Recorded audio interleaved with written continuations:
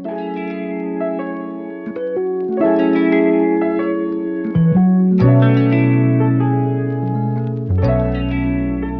to Iconic Seasons off season. We are doing an episode today talking about some of the defining moments of college basketball. And part of this era is talking about transfers.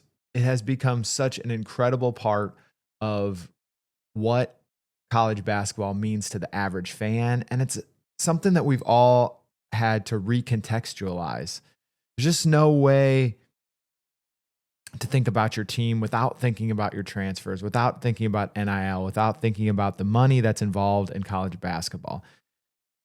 But transfers have always been a part of the game. And I want to talk today about some of the transfers that made a difference. And I'm doing this for myself as well, because it has been hard to think about my team this year. And I want to take you on a journey that starts at Chipotle in Bloomington. So this is what's happening. My wife is up there grabbing dinner and she texts me, I think I'm standing behind some IU players. Something that's happened at IU and of course at Chipotle before in Bloomington, but she has no idea who they are. She takes a photo just for fun. You know, we love the team, so we're trying to figure out, and I don't know any of them. And we're trying to figure out, piece together based on haircuts or relative heights of these guys. And she has been a IU basketball fan her whole life. One of her earliest memories is 1987's team, which we went in depth about, and she knew all the numbers, the names of the players. She's got posters from Steve Alford through Damon Bailey, through Jared Jeffries, all the way back through. So it's just fascinating. And it made me pause, and I wondered, have I lost touch with college basketball? Or is this just the new reality? And how can I take on this new reality and not be either upset about it or confused by it? How can I make this fun? So it inspired me to look back at the transfer portal, roster churn, and think about how transfers have made a huge impact on teams and made teams more exciting and more fun. So I wanted to look back at when transferring meant sacrifice and what some of these guys went through, and then realize that that's probably the same for a lot of the players today. They're trying to better their lives, their families' lives. They're doing things that matter to them. And by looking back at some of these guys, I think it will help show that these will become players that I enjoy watching, to enjoy the entertainment of the sport, and to not get so caught up in how the landscape has changed these last few years. There's just nothing to do about it. So you need to learn to enjoy the name on the jersey and the new players that will come in and how that will create excitement for each season. But I think that looking at some of the players will be pretty neat as well. So first one up, white chocolate. If you guys don't know, that's Jason Williams. He's been gone for a long time, but I think he is the originator of This Guy Was a Problem on YouTube. His highlights always look amazing. He comes from West Virginia, played with Randy Moss, a famous wide receiver. So you can look all that stuff up on YouTube, but I think he is a fascinating player throughout his career, through the pros. But he came out of this Belmead, West Virginia small town. He had this game that had swagger. He was like a mix of Pistol Pete with street ball. So if Pistol Pete had come along later, I think his moves would have looked more street ball, because that he got his moves from the street ball players of his generation. But obviously the moves on the blacktop evolved, and that's what Jason Williams looked like, a mix of those two guys. He started at Marshall in 95, 96, had some just kind of questionable off the court stuff that maybe limited his recruiting, but Billy Donovan, his coach there, leaves and goes to Florida. And Jason follows him, knowing it means sitting out. Again, if you leave college basketball, even if your coach leaves, you're sitting for an entire year. No highlights, no chance to get on the court, just practice, conditioning, and waiting. He finally debuts for Florida in the 97-98 season. That's my senior year of high school. And he was magic. 17 assists in a game against Duquesne. And it wasn't just a stat line, that was his coming out party. He averaged nearly 17 points and 7 assists throughout the year that year. So he made Florida fun to watch. Helped set the tone for what will become a national title program in just a couple of years with that Noah, Al Horford group. And he could have stayed at Marshall and played, the way he wanted to. They loved him there as well, but he believed in Donovan, and he sacrificed a year for that belief in his coach. So I want to ask you, would you do it if you had the chance? What does it mean to sacrifice in that way? If you believe in your coach, to sit out an entire year, because it's not the same anymore. You're losing that year of eligibility. It's just gone. And there are things that you give up. It's almost the opposite now, where you get to you're transferring because of the opportunity rather than staying and playing. Something to think about. All right. Number 2, Ed O'Bannon. And this is a perfect pick for this topic because he is sort of the originator of this NIL time. He brought one of the first cases demanding payment for use of his name, image, likeness. It's why for years we didn't have college basketball video games. He is the genesis of where we are now. He came out of California and was a huge recruit from the start. 6'8", super smooth, super versatile, the prototype for a small forward. He wasn't a great shooter, but it was an era where wings weren't required to shoot as much, especially from distance.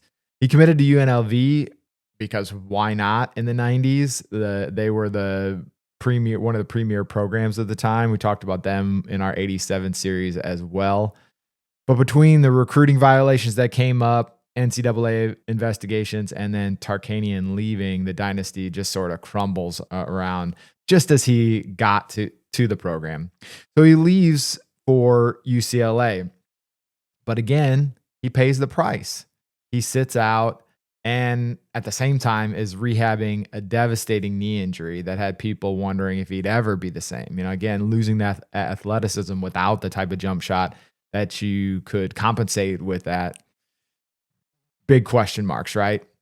By 1995, he's not the same. He's better. He leads UCLA to their first national title since the John Wooden years. He dropped 30 points and 17 rebounds in the championship game against Arkansas. Talk about an iconic performance in a championship game. Beyond that, he stands up to the NCAA, of course, years later, putting his name on the lawsuit that helped give players the rights to their own image. That laid the groundwork for today's NIL era.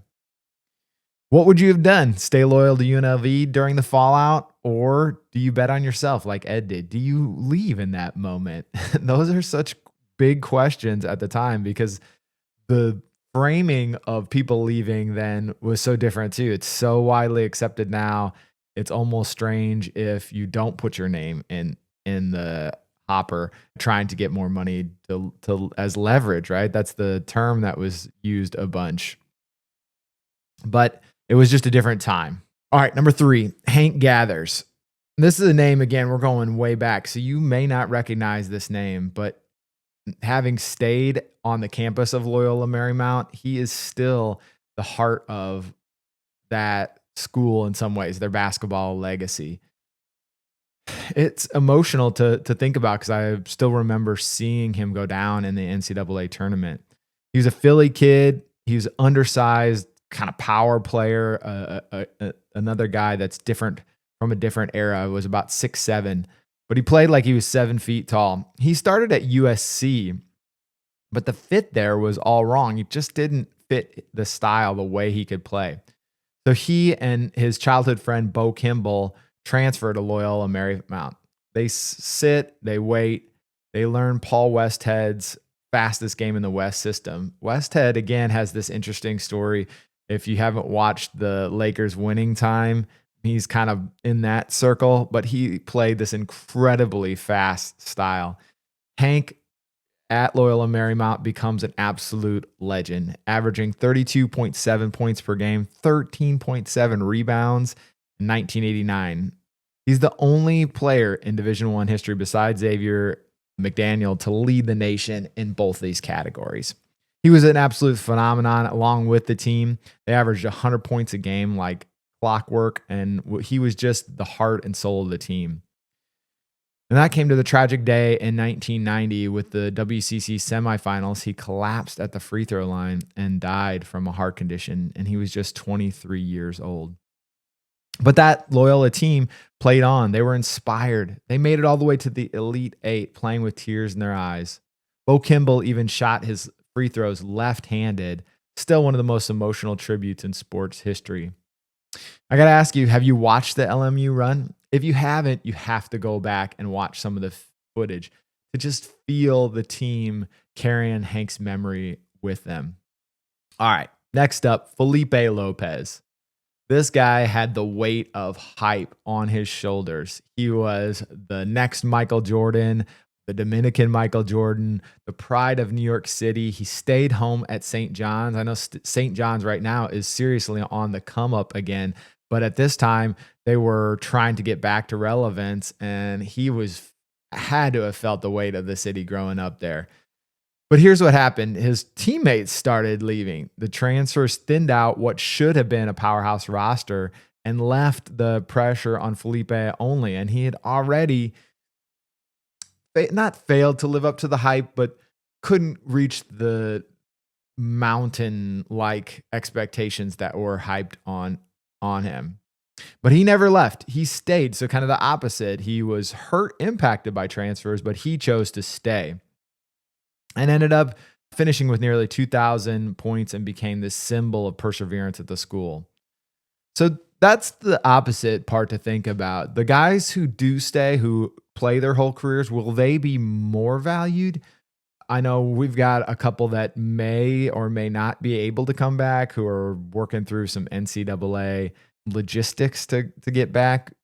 It's interesting because they really are loved by the fans. So I think there may be kind of these dueling banjos where you'll have some players who stay and they're absolutely cherished by fans because you're able to. And then the majority of players will be moving each year just to take advantage of the churn, at least until there are different contract structures that they're going to have to be a part of. Next one up is an interesting one. It's an Iowa State player who played for my beloved Bulls, who are, by the way, struggling with their offseason moves, in my opinion anyways.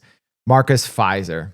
He was a big man from Louisiana. He got off to a rocky start to his career, bounced between schools, and almost got lost in the system at one point. But he finds a home in Iowa State.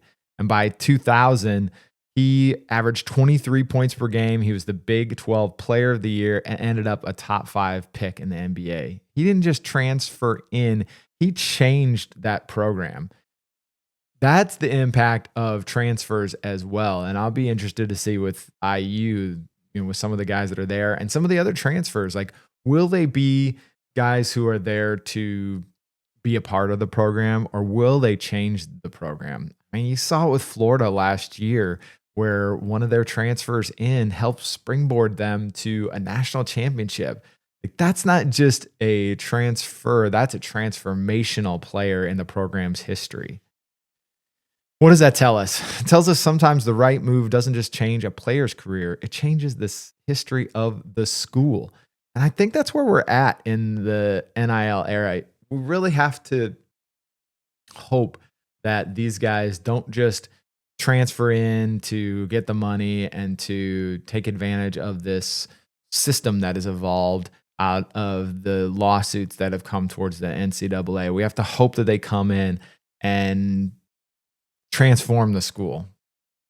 So back to the Chipotle moment. New faces, no names I knew, but maybe that's okay. Maybe this era isn't worse. Maybe it's just different.